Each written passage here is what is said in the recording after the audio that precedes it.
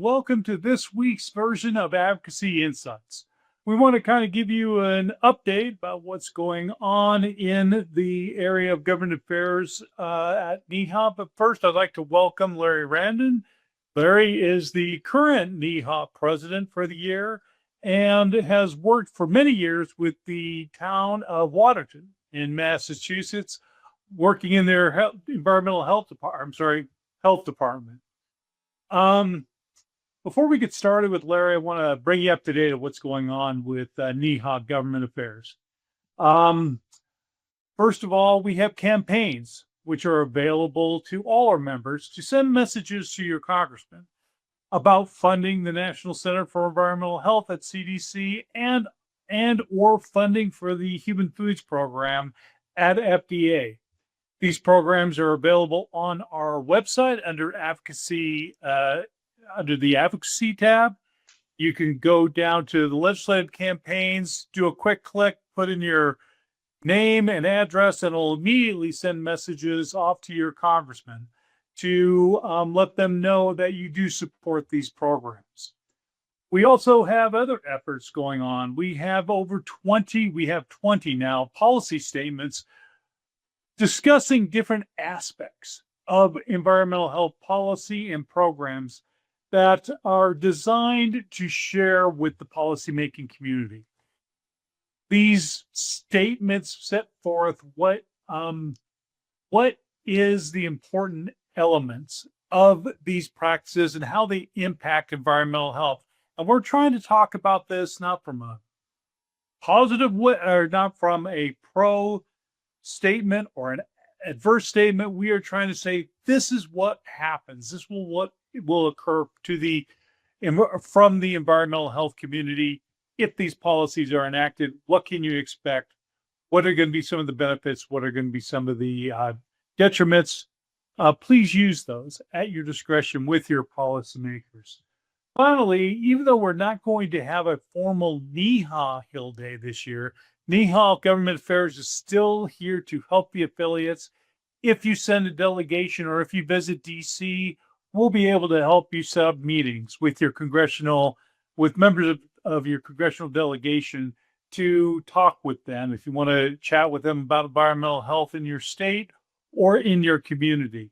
We will have people there in DC that should be able to help you get around the Capitol. But the formal thing is we'll be able to help you set up meetings.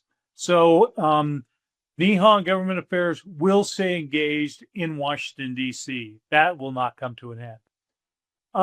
With that, I'm going to turn it over to Larry. Today we have Larry as the current president of NEHA to discuss his career. So with that, turning over to Larry. Larry, you've had a storied career. Where did you begin in environmental health? What drove you to get engaged in environmental health? So I graduated from high school looking for a job, and first job I was offered was as a bank teller. Nope, that's not for me. Didn't want to be inside of a building wearing a tie, and that didn't appeal to me. So I saw another job opening. It was working as a technician in a 80s Egyptite control program. I got it, and this was more in line with what I wanted. I was a really good student of biology when I attended high school at Presentation College, San Fernando, Trinidad and Tobago. And I'm from Trinidad and Tobago. Mm-hmm. Actually, I'm ethnically an Indian. My great-grandparents came to the Caribbean on both sides of my family to work on sugar plantations, cutting cane, and doing agricultural laboring work. I was fortunate as a fourth generation, be afforded a good high school education and further ways to advance myself. So I started out in the mosquito control program, having spent quite a few years visiting Barbados, applied to there. public health inspection program at the Barbados Community College. I was accepted and graduated at the top of my class. Took home all the prizes that were awarded, and I was also awarded the prize for being the most outstanding student in the Division of Health Sciences, which comprised of health information assistants, pharmacists, med lab techs, and of course, environmental health. You got in the industry before you went to college. Is that correct? Yeah, I did it because as I started as a technician in the mosquito control program, we were controlling the spread of the Aedes aegypti mosquito in Trinidad, and yellow fever is endemic in the country. So every 10 years you have a flare up. So we were trying, it's a new program that was started in my town. And Well, yeah. that's what spurred my interest onward. Yeah, that's an interesting way to get involved with the industry. And then you were at the top of your class at the it's in St. Thomas. Did you say, or No, Barbados? it's the Barbados community. Barbados. In Barbados. And then where'd you go from there? Went back to Trinidad and I worked 7 years in a new municipality. Actually, my job actually started in the city of Port of Spain. Okay. And that lasted 2 months because it was a young lady who was from Port of Spain. I was from the south of the country. She was from the north of the country. But when we got posted, she was sent deep south and I was sent way up north. So we were chatting and then said, hey, we can switch jobs. So we went to service commissions. We got the approvals from our city clerks, our city managers, and we got a switch. So then I moved south in the March of 1983. And it was a very, very new municipality. We had to create everything from scratch.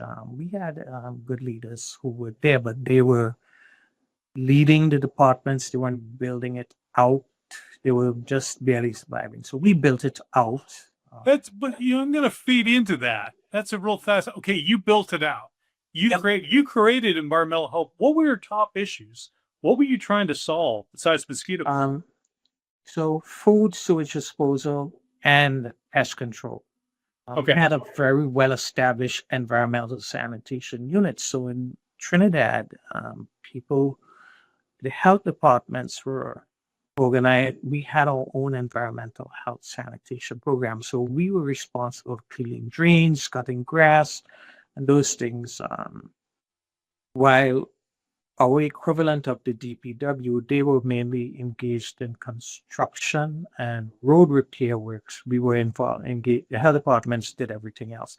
Also, in food safety, we also had a slaughterhouse in town. So we had to go to the slaughterhouse on a Friday and Thursday, actually, and do antemortem inspections of the animals that were going to be slaughtered. We had to go and do What kind of animals were getting slaughtered in Trinidad at the time? Pigs, cattle, goats. So at the time, was there a lot of meat shipped in, or was it mostly locally raised? Mostly locally raised where I was. The only thing that was really brought in any large degree was chicken, but then we had a very good, vibrant chicken industry. So, okay. But you had individual poultry shops. So if you wanted to eat a chicken, you would go down to the poultry guy and say, hey, I want a chicken. And tell him what the weight is. And you inspected those as well, didn't you? Yeah, we inspected those too. Okay. But what I'm trying to bring up here, it's really interesting that federally, you have meat over at USDA, you had the rest of food over at FDA, but in Trinidad, you're all together. You had to deal with everything, didn't you? Absolutely, because our system of public health was derived out of the British system. Hence, the environmental health practitioner did everything. So did you do housing as well? Absolutely. And how's that different? I mean, we we're starting to address indoor air and indoor environments in the U.S., but you guys have been doing it for 50 years. Oh, well, we've been doing housing. However, indoor air quality wasn't a huge deal because in those days, mostly wooden houses, but it's a tropical country, so the houses were not watertight. You had good air changes. However, we were concerned about the storage of water because Mm. water was not readily available in most parts of the country. So you had maybe twice or three times a week, you were getting pipe-borne water. So you had to store them in tanks and barrels. So we looked at what that storage was, water potability.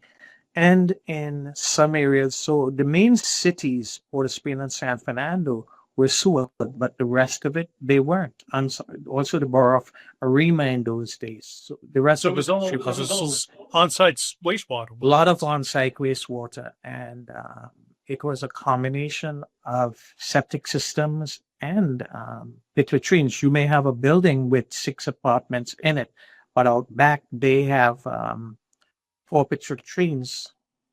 Mm. Yeah, and so you're dealing with an entirely different culture, entirely Absolutely. different setting, working in an island setting versus where you went to when you went to Massachusetts. Is that correct? Right. That is correct. And I moved here in 1990. My first job in environmental health was working with the Department of Public Health in their food and drug unit as a senior food and drug inspector. And we inspected That was with the manufacturing city, plants. right? The city. No, this was a state. Oh, the state of Massachusetts. Okay, go ahead. Yeah. And that was after I graduated out of Northeastern University. Funny thing is, when I went to Northeastern, I had all my advanced courses transferred in, but I had to repeat what is year one because when I went to school in Barbados, you were expected to know basics of chemistry, physics, and earth science and the like. But Mhm. when I came here, I realized that we didn't do English, so I had to do English. So I had to show that I could write and do comprehension, those things, basic math, which we were expected to know going into school. I had to repeat that here. So the standards were a little bit more rigorous in Barbados than they were in the U.S. Oh, absolutely. Yeah, you had to go in sciences, but you see, it comes back to where we were taught our sciences in high school. I started, high school starts at grade 6 and it Okay. continues on until grade 10. So the equivalent of our high school education in the Caribbean is equivalent to your grade 10 education. But we were doing it all at once. So you had chemistry, physics, math, bio, earth science. And for us, it was then called physical geography. And the principles were basically intermingled. So you were seeing the relationships between one and the other. So it created a system for you to succeed in those. And we did at grade 10 we did the general certificate of education, which was an exam set by the University of Cambridge, and everyone in the Oh, crew were doing the same exam at the same time throughout on that day. So in June and July of the year that we sat exams, all the students on the island were doing chemistry 1 at the same time. We were doing biology 1 at the same time. The exams, that is, math 1. Hmm. Well, what I'm going to get back to where you started in Trinidad. Mhm. What did you have? What resources did you have? How many people were working on environmental health? Was it just you out there, or did you have? Oh, there were the- 3 of us in our municipality. It was about 8.5 square miles, but the population was dense. I don't remember how much people were there, but there were 3 public health inspector 1s, which are the generalist positions. Then we had a public health inspector 2, who was a specialist. And then the head of department was a public health inspector 3, who was managing public health inspector. We And- also had within the department sanitation and foremen who were three.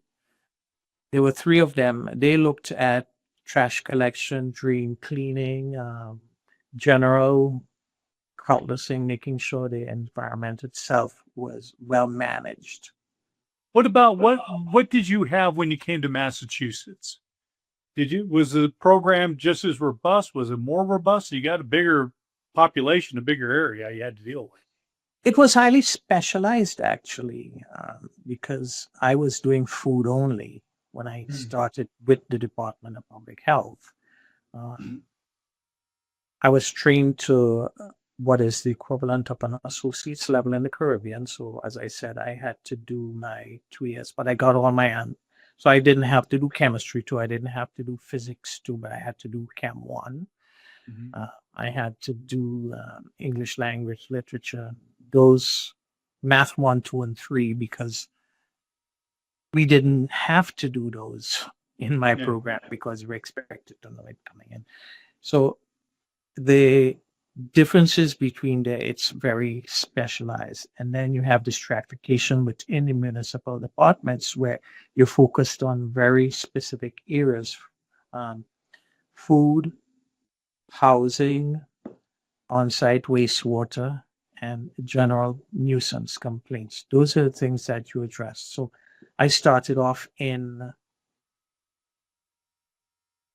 the Department of Public Health. Then I left and I went into manufacturing, food manufacturing as a director of quality control. Then I worked in food consulting for 2 years. And then I went back into municipal environmental health practice in the city of Newton. Okay. I left Newton as I worked in Newton for 7 years. Okay. And what was the program look like? How many people? Was it larger than Trinidad, smaller? It was about the same because there were 2 health inspectors and the population was about 80,000 people. Okay. So about the same. Yeah. And we had 2 people who did just food and nuisance complaints. So we had not animal control, but animal inspections. So people who kept chickens, horses, like we did swimming pools, we did we did sampling for pools and testing of that, and we did general complaints. We had one specialist housing inspector, so he did all our housing in town and lead determination and lead sampling. And we also had our supervisor within the unit who was overseeing the 2 inspector ones. We were doing everything else but housing. So I'm going to ask the real tough question here. You've had experience in Trinidad, experience with the state of Massachusetts, local environmental health experience. Which one of those worked best? Which one of those was best resource that you could do the most good? I think we're better resourced in the United States. Okay. The enforcement is highly specialized. There are more rules and resources, but not only the regulations themselves, but the availability of training and the availability of additional technical resources. There are places you could have gone to. And that is one of the things that really jumped out at me. I could have gone somewhere and gotten advice or found solutions to my problem. I could have called someone in a neighboring community. I could have gone to the boss and we could have got those resources. At that time, we also had massage establishments and body art had just come on too. Right. Yeah. How else? And that's my second question. You had all these resources. Sounds like you did the basic things: sanitation, food safety, water, wastewater. But now you have to deal with body art, cannabis, mobile food trucks. What what other issues that you have to deal with now that you didn't have to deal with when you began? Well, mobile food trucks are no different to what we had as itinerant vendors because the way the economy is in Trinidad, it was a very strong oil-based economy. But if you weren't working in the oil industry, then many women would set up, they would cook at home. So we had to go into people's houses and do home kitchen visits, and then they would set up. And you have the authority to do home kitchens? Yes.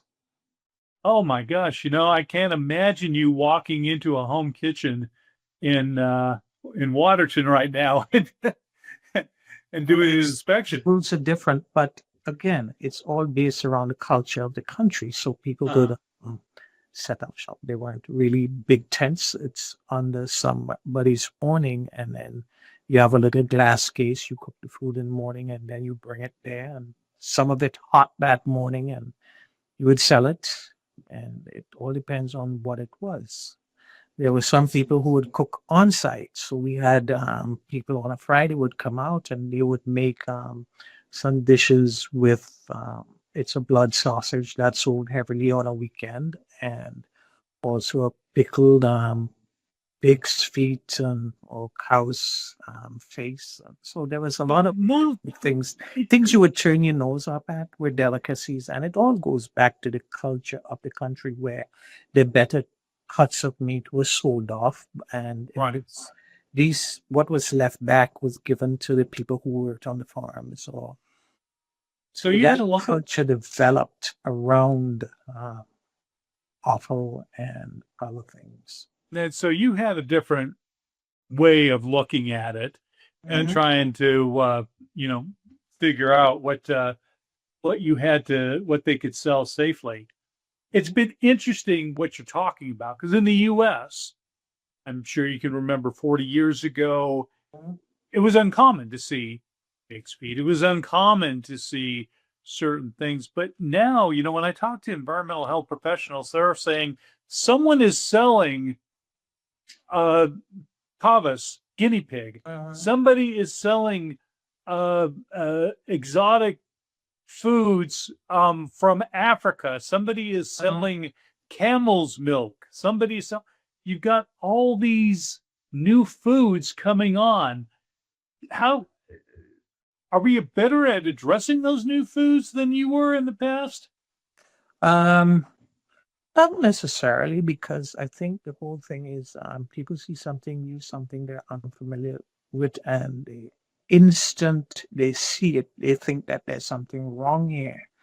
20 years ago, it was only maybe the Eastern Europeans that were using oxtails in their dishes, and people from the Caribbean and Africa. Now I have seen oxtails go from $1.99 a pound because it was considered trash meat, and it's now 10 something a pound. So because a lot of the young chefs are looking at their culture and introducing these things into the mainstream. So foods that were not mainstream at one time. And you know what? It is a very good thing because it goes back to our culture, and it shows that America is more welcoming. 10 years ago, no one wanted to eat mangoes. They didn't even know what it was. Right. Now, mango is a mainstream fruit. One of the things I had to deal with in my past life was live bird markets and where they're legal. And it was very interesting at the time because Philadelphia had a live bird market. You could actually go in and buy the live bird, but nowhere else in the state allowed it. And USDA was not comfortable. I'm not going to say they banned it, but boy, they were looking at it suspiciously. What kind of new things are coming? You're talking about oxtail. Do you have to deal with live bird markets? Do you have to deal with live fish? Oh, yeah. When I was working with the Department of Public Health, we had to go and inspect some of the live bird markets. So in the city of Cambridge, there was one live bird market there. There was another in Chinatown in Boston, and it's still there. In fact, the town of Concord, there was a mobile poultry thing. So they would pull up and set up shop and they have their birds in cages out back. People would come and like the fresh bird. And that is very familiar to me because that is how we did it in the Caribbean. If you wanted a chicken, so I would give you my experience. On a Sunday, I used to go with my mom to the market and help her carry her goods basket. So the first place you stop is at the poultry, and she would just give the guy a sign, she want 2 chickens, 5 pounds each. And that's all because she knew them routine order. And then you said, okay, and tell her, well, come back. So we'd go. We didn't eat chicken that was killed 3 weeks ago or 2 weeks ago and then flash frozen and shipped to a supermarket. You wanted the chicken, you got it that day. So you couldn't get something that's fresher. Example, fish came out of the ocean that morning. Right. There's a lot to be said for freshness. It's like here when you look at what we have on the East Coast or even and those on the West Coast for fresh fish versus what you get inland in Middle America, where we always have fresh fish. So Yeah, I think you would kind of look down at some of the fish you get here in Denver. It's not quite that fresh as what you can get.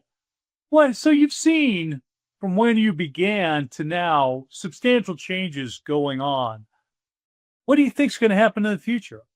What do you think your job's going to look like 20 years from now? It's not going to change much in terms of the environmental health person coming in at an entry level, because the skills you still have to inspect, right?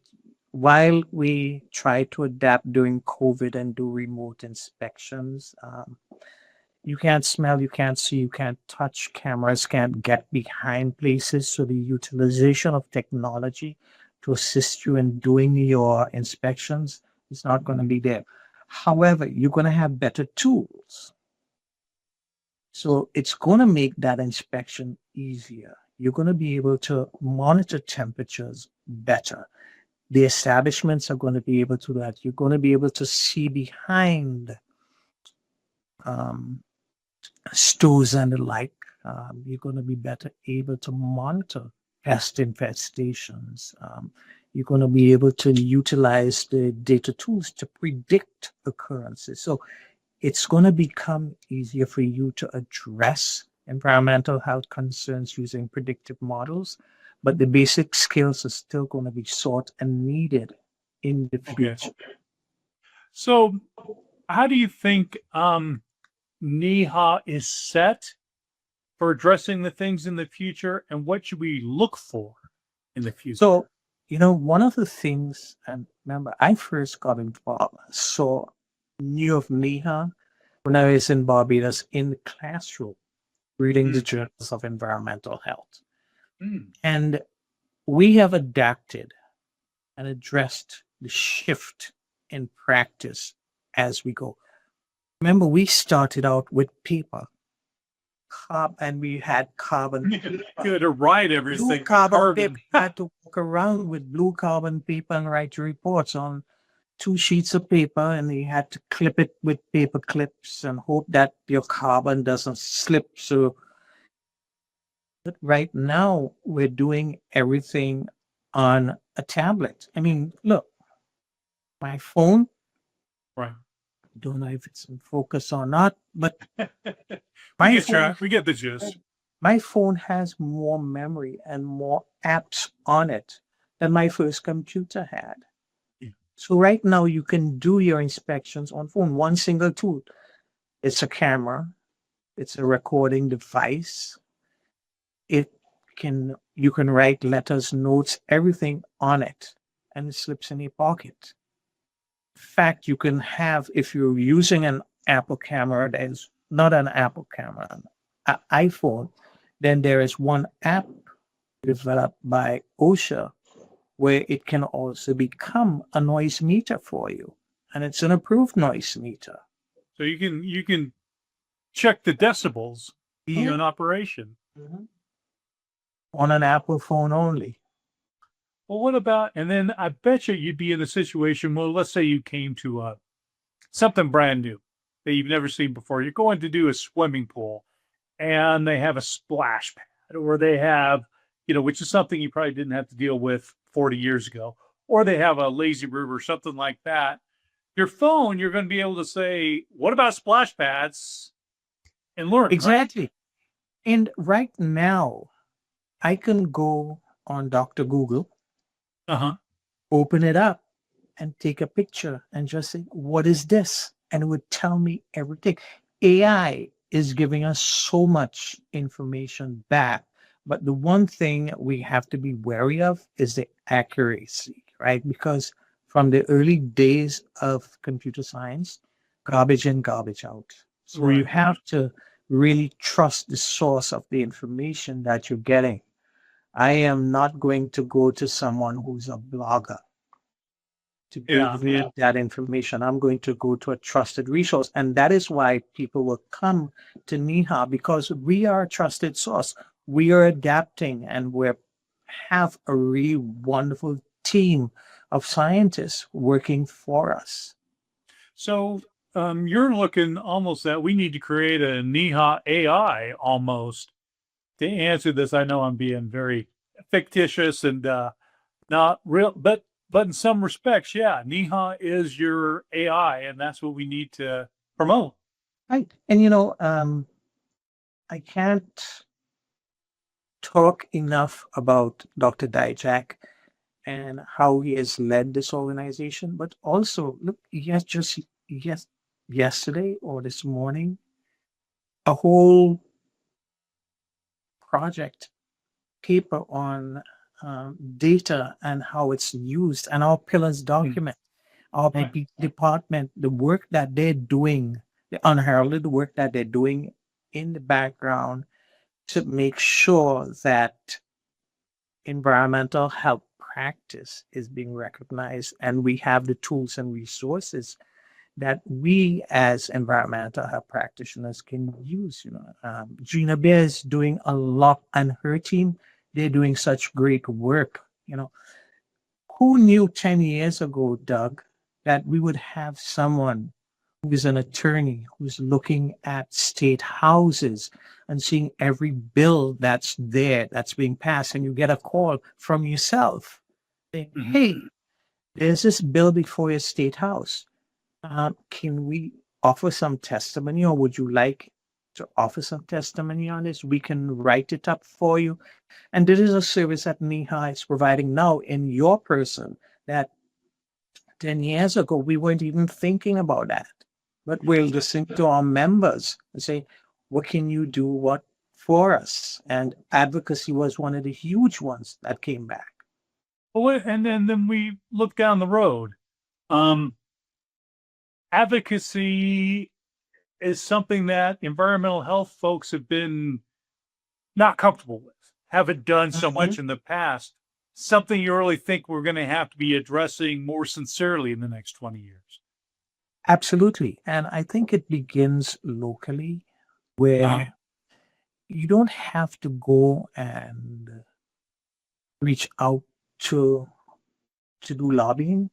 But if you talk about yourself and what you've been doing, and I think that is where we're bad, that because we are practice of doers and people who put fires out, um, euphemistically, where we solve problems. We go in, there's a problem. This is how we solve it. We advise the communities. We're educators for our community. And our community is everyone in the community, not only the person who owns an establishment, but the general public at large. And we teach them, we educate them. But we have never been good at telling our story, because Right. we're a modest profession and we do things. It's always been said, if you want something done, ask NEHA, ask environmental health. If you want to talk about it, you have to go someplace else. So let's look at where we're at right now. We have a local environmental health workforce. We have a state environmental health workforce. We have a federal. Federal is very divvied up. I mean, you've got CDC doing health, you got FDA doing food safety, you got USDA doing meat safety, HUD does housing. EPA.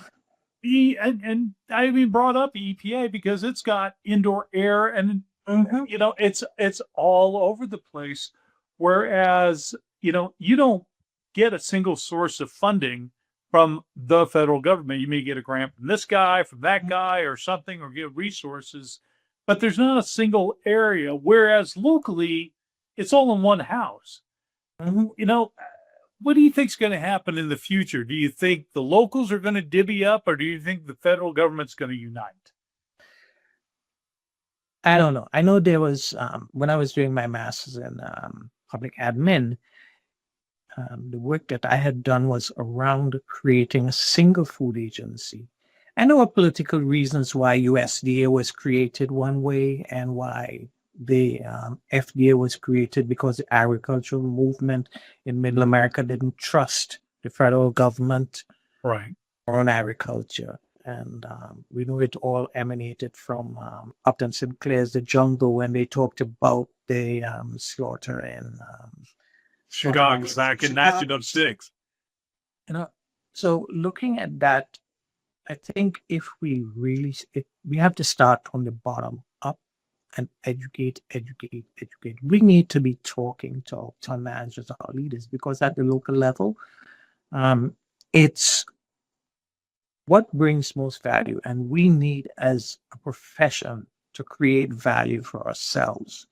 Um, yes, there's a lot of work to be done federally, and we've got a lot of grant funding, but we're in competition with every other department in the municipality. I was speaking last week in Alabama. I gave them, let's talk about a building where you're going to put in a restaurant on the ground floor, and then you're going to have multiple housings, because that is where the planning departments have now come back to the old days. Instead of going standalone buildings, you have people now in your downtowns, they're going back to have housing above businesses.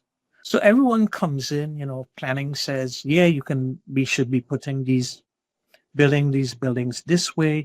The zoning says, yep, it passes. The building inspector comes in. He says, all right, everything is great. You have good load bearing weight. And the other inspector say, yeah, Sure. wiring is good.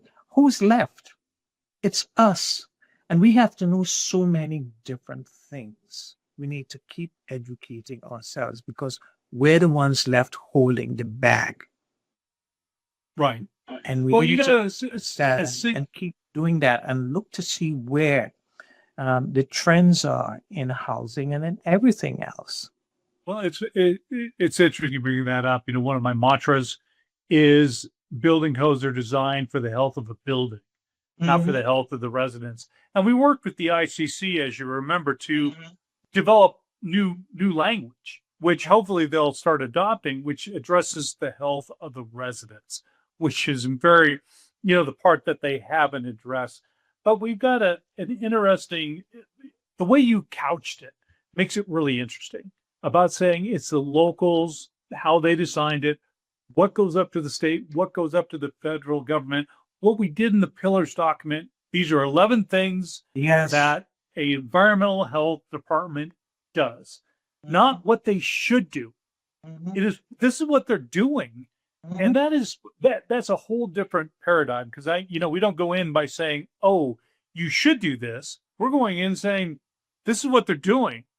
Now we got to figure out why they're doing And I think too that one of the things we need to step back and we need to really educate people on what we're actually doing. That is why I'm so happy for that pillars document, because it's the first examination of what we actually do. it. Yeah. And it also tells us, well, what you're doing, is it necessary for you to be doing that? And the answer is yes, because it's where our skills are. You know, I'm glad that you brought up the ICC, because remember, building code is one code, Right. one single code. In Massachusetts, we have 6 general laws, at least 16 state regulations, and a myriad of local regulations that we as environmental health practitioners are responsible for. The other people in the department, I think probably The only other department that has that variety of codes that they're responsible for because is the police department because there's many different it, um, laws that have violations that they have to enforce, and they're enforcing everything 24 hours a day. Right. We have, 16 regulations, Doug. Well, other departments within a municipality work on one single regulation. That's it? Yeah. So the Oh. building code is one regulation. The plumbing code is one regulation. Oh. Electrical code is one regulation. But we have a swimming pool code, a food code, a housing code, body art code. We have a tanning regulation. So, and I can go on and on. And that's something I anything can can even be touch a tanning public beds. nuisance, right? Noise, Right. dust, and air quality, and both not only outdoor but indoor. And that's one of the things I kind of try to bring up with people is when something new comes along, it seems to be environmental health is where they place it. Body art came along. They said, well, that's your problem. Cannabis came along and it's kind of like, why don't we let environmental health handle that? It seems like you keep on getting more of the stuff that occurs. Well, I told a friend of mine that, we're like the people with the brooms behind the circus elephants. Okay, that's a good image in my head. Right? But, the thing is, but it also says that we are trusted. Mm-hmm. Because when something new comes along, you have these scientists working in your municipality, working at state government, working at the federal government, whom you can trust that they can address the concerns that come out of this. Yeah. So that is why it ends up in environmental health, because we are trusted. Mm. We know what we're talking about. We know what the impacts are going to be. We know what they're going to come down to. Yeah, and it's a very difficult because we capture everything in the environment. Exactly.